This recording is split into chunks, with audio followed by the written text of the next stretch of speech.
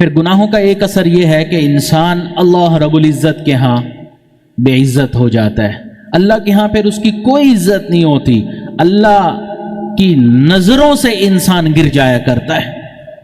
اب یہ کوئی چھوٹی بات نہیں ہے، آج ہم اس بات کی تو فکر کرتے ہیں نا کہ فلاں کی نظر سے نہ گر جائیں، فلاں کی نگاہوں میں ہم بے عزت نہ ہو جائیں، فلاں کی نگاہوں میں ہماری عزت ہے بنی رہے، لوگوں کی نگاہوں میں عزت بنی رہے، بے عزتی نہ ہو جائے، اس کی اتنی فکر کرتے ہیں۔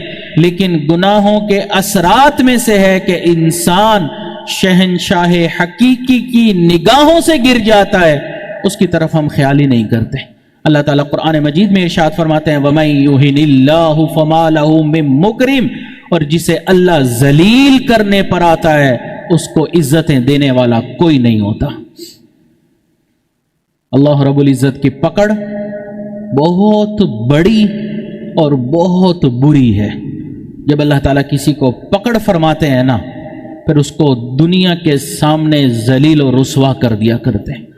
اس لیے ہر ایسے کام سے اجتناب کرنا چاہیے جو اللہ کی پکڑ کا سبب بنے۔ پھر گناہوں کا ایک اثر یہ ہے کہ انسان کی عقل میں فساد آ جاتا ہے، عقل ٹھیک نہیں رہتی۔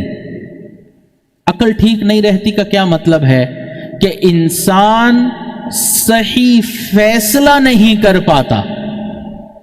جب دو چیزوں میں فیصلہ کرنا ہوتا ہے نا، تو وہ اس چیز کا انتخاب کرتا ہے جس چیز میں اس کے لیے نقصان ہوتا ہے، اپنی طرف سے بڑا عقل مند بنتا ہے، بڑا ذہین اور فطین بنتا ہے، لیکن وہ اس چیز کا انتخاب کر رہا ہوتا ہے جس چیز میں اس کے لیے نقصان آتا ہے۔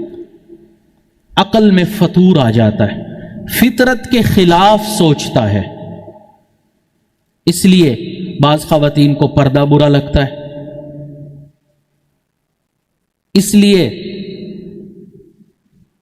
ایسے لوگ جن کے ہاتھوں میں قانون ہوتا ہے وہ ایسے ایسے قوانین بنا رہے ہوتے ہیں جو شریعت کے حکم کے واضح خلاف ہوتے ہیں۔